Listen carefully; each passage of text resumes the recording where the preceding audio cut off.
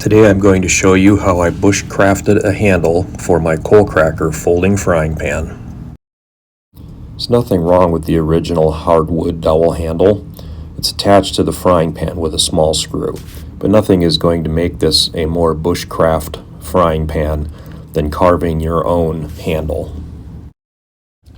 You'll need just a few things to get started: a good carving knife and some tools to keep it sharp. You might want some sandpaper or a sanding block to smooth things out at the end, but this is not necessary. And of course you'll need a piece of wood. Here I've chosen a piece of an aspen branch that I cut earlier this summer. The piece I'm using has a slight curve in it, and it's approximately 8.5 inches in length. And it's about 1.5 inches in diameter, but the size can vary depending on your own preference. The length of piece of branch that I've used is slightly longer than the diameter of the pan. Go ahead and begin by removing the bark. The underbark turns brown because of oxidation. Usually as you carve into the piece of wood, it will lighten in color, so don't be too alarmed.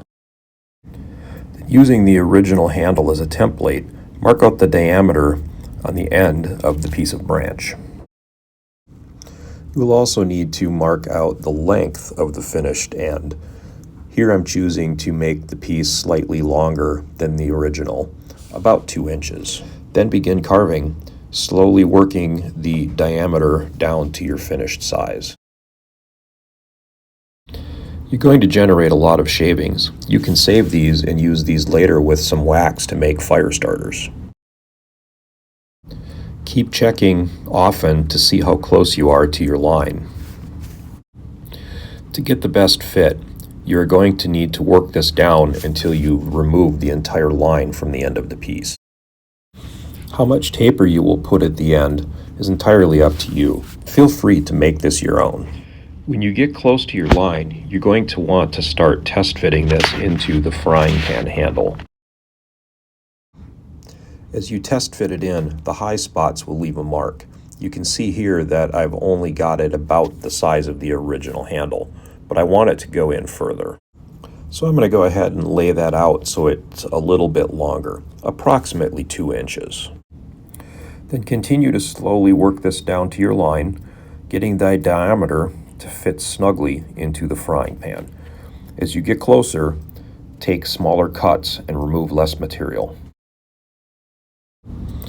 With the handle now fitted in the pan, I'm going to go ahead and test it out. Because the piece of wood I chose has a slight curve, I set it up so that the curve fits properly in the pan. Since I started with the handle a little long, I'm going to go ahead and shorten it to remove the knot that's at the end of this piece of wood.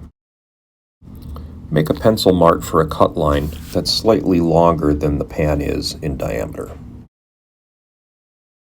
Since I'm working inside, I took the lazy approach and went ahead and cut this to length with a miter saw. But for the best finished look, you're going to want to remove those saw lines. Go ahead and round the end of the handle over, using your knife to shave a slight sliver of wood off the entire face, removing all of the saw marks. This way it will look like you carved the entire handle. After you've adjusted the taper to be the way you want it, go ahead and final fit the handle into the frying pan and replace the original screw. Once you've finished your handle, you're going to want to protect it. There are several ways you could do this. I chose to use boiled linseed oil to help prevent it from checking and cracking later. The finished product looks great, and I can't wait to use it. It adds an element of class and some individuality to an already fantastic product. I can't wait to try it out. That coat of linseed oil really brings out the character in the wood.